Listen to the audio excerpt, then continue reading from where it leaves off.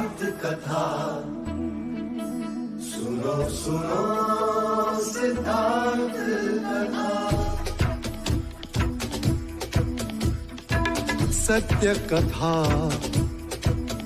पुरुषार्थ कथा सुनो सुनो सिद्धार्थ कथा। चढ़ते सूरज सा तेजवान वो कीर्तिमान, हुंकार भरे जब कूच करे, थर थर कांपे आसमान।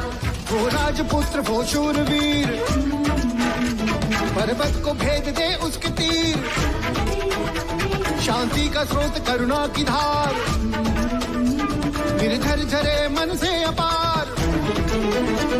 वो राजपुत्र वो शूरवीर, पर्वत को भेद दे उसके तीर, है शाक्य वंश का वो तारा, जगमग है जिससे जग सारा। सत्य कथा पुरुषार्थ कथा सुनो सुनो सिद्धार्थ कथा।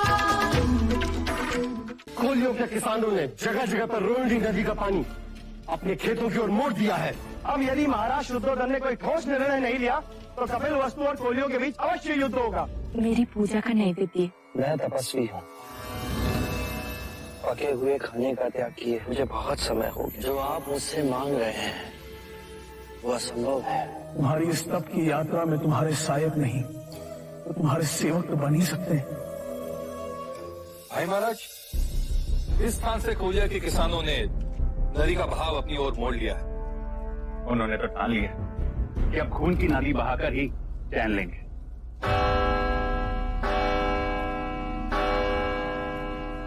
इतनी रात है। सैनिक,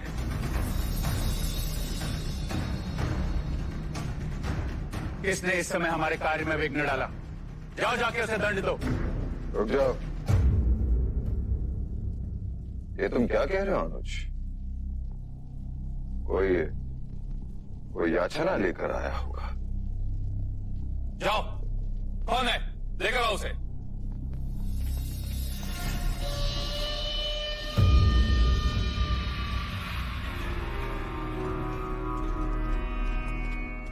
मैं हूँ वो। कौन है यहाँ पे जो मेरी याचना सुनेगा? क्या याचना है? और किसके विरुद्ध है? आपके विरुद्ध महाराज शुद्धोधन। होश में था। चलो चलो नहीं, अपनी याचना सुनाए बिना यहाँ से नहीं जाऊंगा।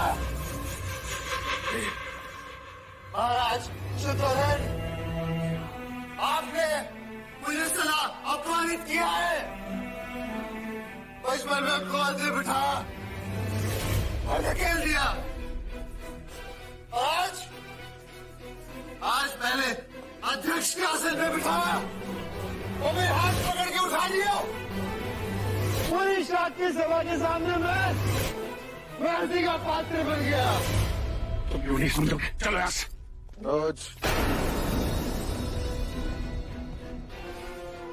देवदत्त मुझसे रुष्ट है और उसके प्रश्न का उत्तर नहीं दूंगा।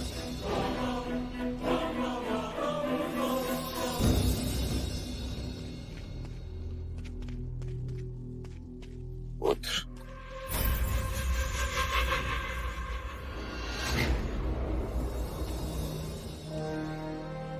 देवदत्त, यदि मैं तुम्हें अध्यक्ष के आसन पर बिठा देता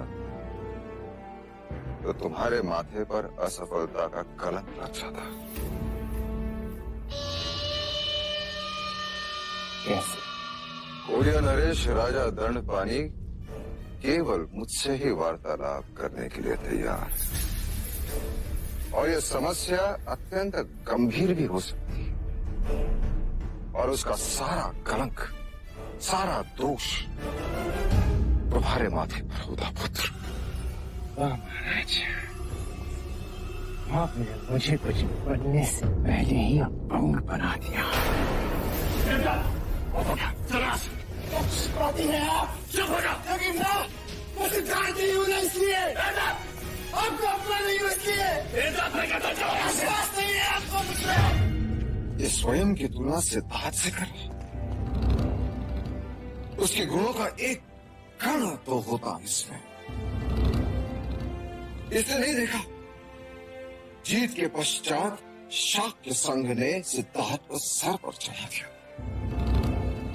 इसके पश्चात उसी सभा में उसका सभा पद भी छीन लिया था।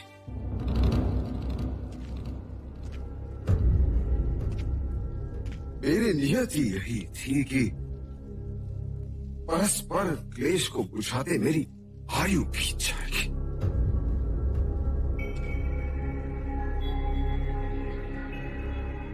मेरा पुत्र सिद्धार्थ इन बंधनों से तो मुक्त हो सका।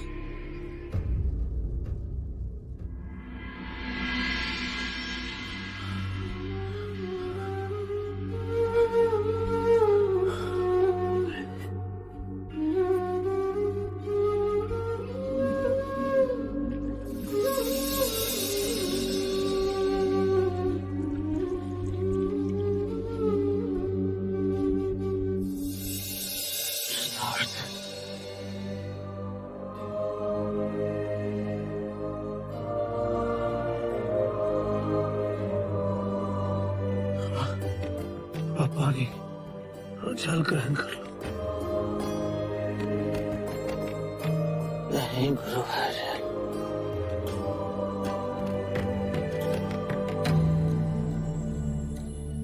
मैंने जल भी त्याग दिया।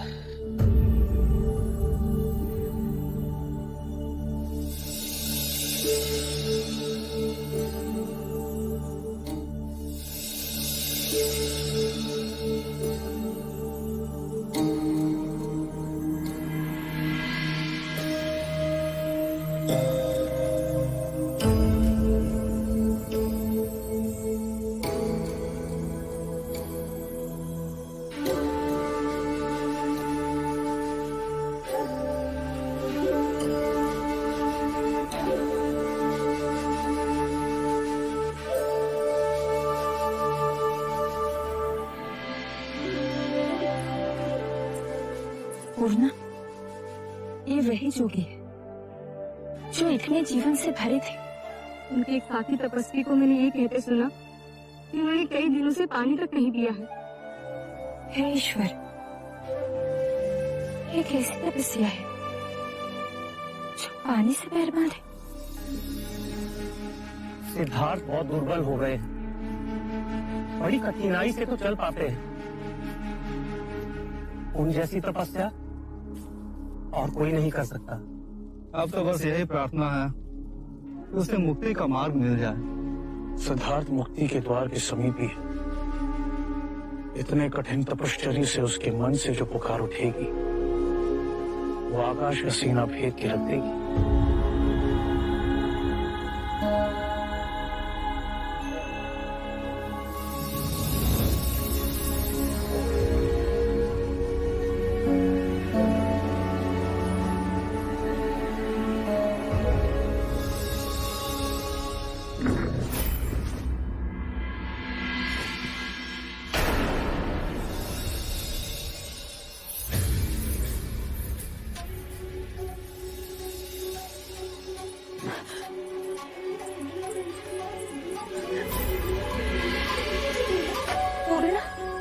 ये तो वही जोगी सिद्धार्थ है।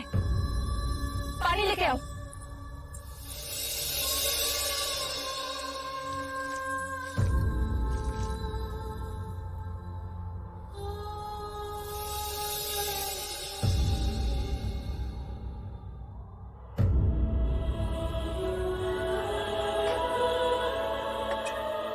ये आपकी पूजा का नैवेद्य है।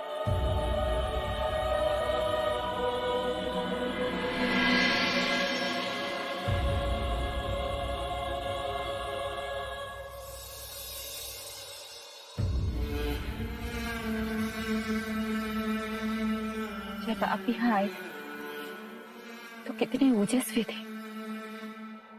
क्या खोज रहे हैं? जिसके कारण आपकी ये दुर्दशा हो गई।